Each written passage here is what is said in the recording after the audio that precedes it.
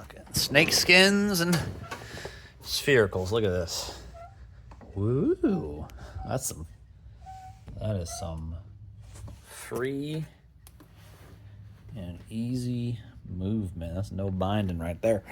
So anyways, it's dark out and cold. So tomorrow, motor. Last pieces of the puzzle. Jeff Ray got this welded up for me so I can keep on rolling, baby. Very exciting times. Then rest of my spherical stuff going in.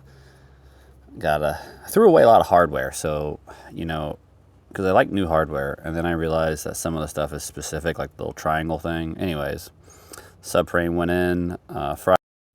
All right, Saturday.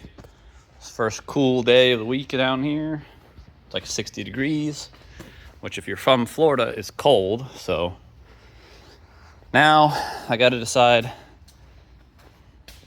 how much stuff I got to move to get said engine from here all the way to over there. We'll get it done though.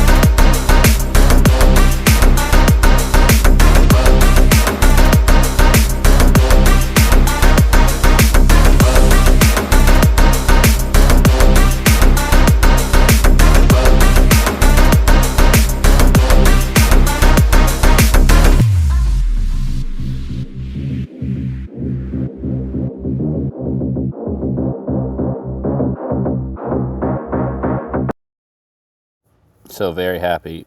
Engines in, transmissions in, fabulous manufacturing kit. Looks pretty nice. Product of Saturday, got the new sign up, Panzer Performance. Check us out on Instagram if you don't follow us already.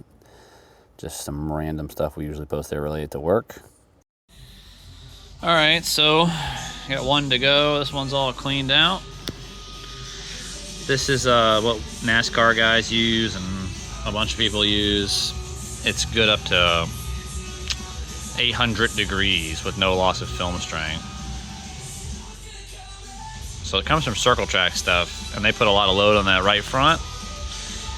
We've run it in like every race car we built. It's kind of standard operation for any of the bearings we use. So makes them better, makes them last longer, spin easier, all that fun stuff. All right, YouTube, internet. I'm on my computer. I don't know if you can see it. The wave track differential's been installed. I've done a bunch of these, okay? I used to do Pelicans back in the day, and if you remember Peliquin, you could call that guy on the phone and be like, hey, Jim, Dave, whatever his name was, old guy.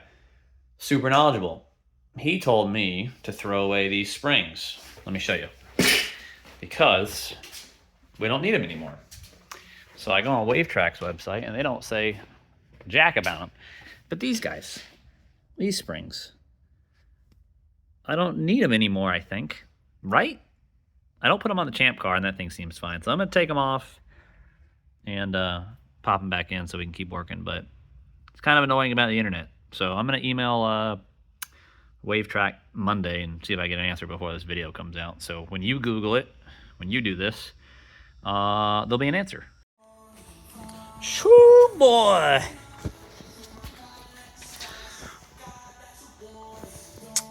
I think she'll be pretty good.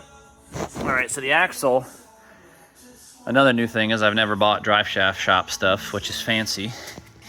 So they have the spline in here is cut pretty aggressively.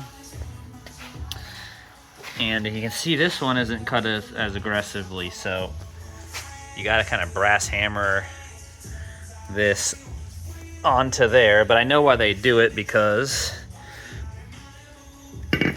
if this twists at all in here, it breaks this. So I know why it's so tight, but it's getting pretty late here, but I want to get the wheels on it. So, well, it's been a long Saturday, but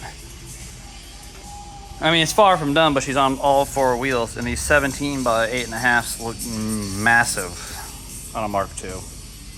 Huge. But, I mean, everything is barely bolted in, but the axles seem to be right. The Fabulous kit fits all right. This guy is kind of a mother. I'll show you that later, but very close to the ride height we need because the axles are almost level.